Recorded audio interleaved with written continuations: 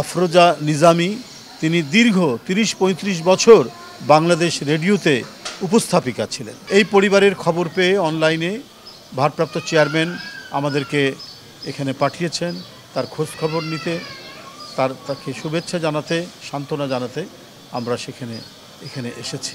ঢাকা সহ দেশব্যাপী আমাদের প্রিয় নেতা বিএনপির ভারপ্রাপ্ত চেয়ারম্যানের নির্দেশে এবং তার তৈরি করা মানবিক সংগঠন আমরা বিএনপি পরিবার আমরা ছুটে যাচ্ছি অসুস্থ, পক্ষাঘাতগ্রস্ত এবং দুরারোগ্য ব্যাধিতে আক্রান্ত মানুষ, পাশাপাশি জুলাই আন্দোলন এবং ১৫ বছর যারা ফ্যাসিবাদের আক্রমণে নেতাকর্মী এবং গণতান্ত্রিক কর্মী যারা আহত হয়েছেন, যারা পা হারিয়েছেন, যারা চোখ হারিয়েছেন, তাদের পাশে দাঁড়ানোর চেষ্টা করছি এবং ভারপ্রাপ্ত চেয়ারম্যানের শুভেচ্ছা, সান্ত্বনা এবং তার সহযোগিতা নিয়ে আমরা তাদের কাছে যাচ্ছি।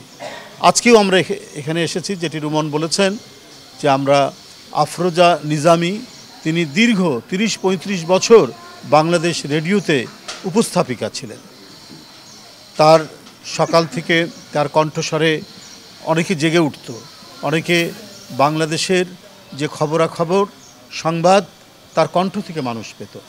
আজকে তার মতো একজন গুণী উপস্থাপিকা, একজন শিল্পী এবং সাংবাদিক আজকে পক্ষাঘাতগ্রস্ত রোগ নিয়ে তিনি আজ বাসায় পড়ে আছেন। পাশেই বিছানায় তার ছেলে, জন্মগতভাবেই অটিস্টিক, প্রায় বয়স ৩০-৩৫ বছর হয়ে গেছে।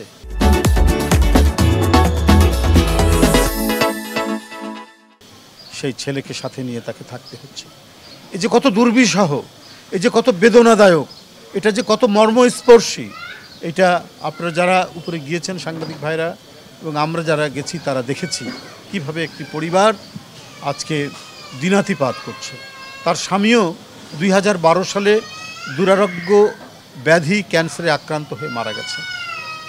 এই পরিবারের খবর পেয়ে অনলাইনে ভারপ্রাপ্ত চেয়ারম্যান আমাদেরকে এখানে পাঠিয়েছেন তার খোঁজ খবর নিতে, তাকে শুভেচ্ছা জানাতে, সান্ত্বনা জানাতে আমরা এখানে এসেছি।